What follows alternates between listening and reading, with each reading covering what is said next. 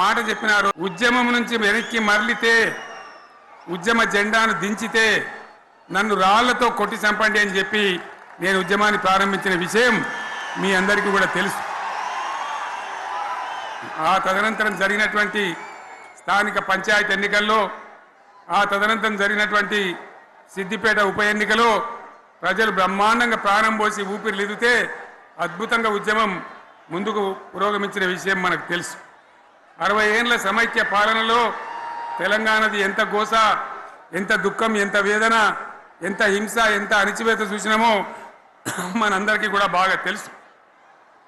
గోదావరి కృష్ణనీళ్ళు దక్కకుండా తరలిపోతే తల్లి సనుబాలకు నోచని పిల్లల్లాగా తెలంగాణ బిడ్డలు రోధించారు, కరువుల కాటకాలకు గురయ్యారు, అర్ధరాత్రి కరెంట్లు పెట్టబోయి పాములు గుట్టి తేలు గుట్టి చాలా భయంకరంగా అనాథల్లాగా చనిపోయినారు. ఆ రకంగా జరుగుతూ ఉంటే ఇక్కడ ఉన్నటువంటి ఆనాడు కాంగ్రెస్లో టీడీపీలో ఉన్నటువంటి నాయకులు పదవుల కోసం పెదవులు మూసిండ్రు తప్ప ఏనాడు నోరు తీసి కొట్టాడలేదు. గులాబీ జెండా ఎగిరేదాకా కనీసం తెలంగాణ సోయిని కూడా ప్రదర్శించలేకపోయినారు. మీ అందరికీ తెలుసు, తెలంగాణ కోసం అవసరమైన ప్రతి సందర్భంలో పదవులు త్యాగం చేసిన వాళ్ళు బీఆర్ఎస్ బిడ్డలు అని చెప్పి నేను గర్వంగా మనవి చేస్తా ఉన్నా. కానీ పదవుల కోసం తెలంగాణను ఆగం చేసిన వాళ్ళు ఆనాడు ఉన్నటువంటి కాంగ్రెస్ నాయకులు అని చెప్పి కూడా నేను మనవి చేస్తా ఉన్నా.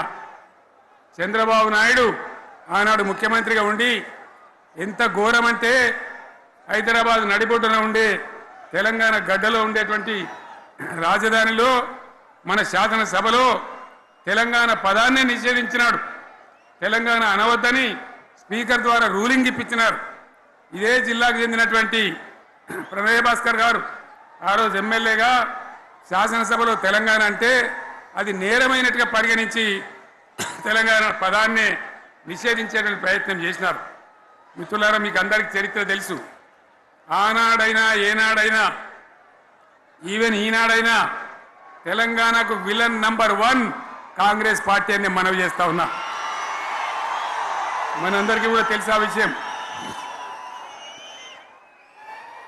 తెలంగాణ హైదరాబాద్ స్టేట్ పేరుతో ఉన్ననాడు ప్రజలు వద్దంటుంటే కూడా బలవంతంగా తెలంగాణను ఆంధ్రాతో కలిపిన వాళ్ళే. ఏందా బాబు, ఏందా పనిలేదా? ఆంధ్రలో విలీనం చేసింది కాంగ్రెస్ పార్టీ, జవహర్లాల్ నెహ్రూ. 69లో ఉద్యమం వస్తే 400 మంది తెలంగాణ బిడ్డలను పిట్టల్లాగా కాల్చి చంపింది ఇందిరాగాంధీ ప్రభుత్వం, ఆనాడు ఉన్నటువంటి కాంగ్రెస్ పరిపాలన.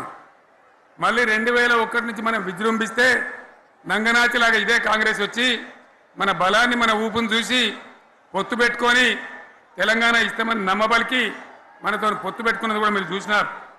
మళ్ళా ఎగ్గొట్టే ప్రయత్నం చేసినారు, 14 ఏళ్ళు ఏడిపించినారు. అది మీ అందరికీ తెలుసు.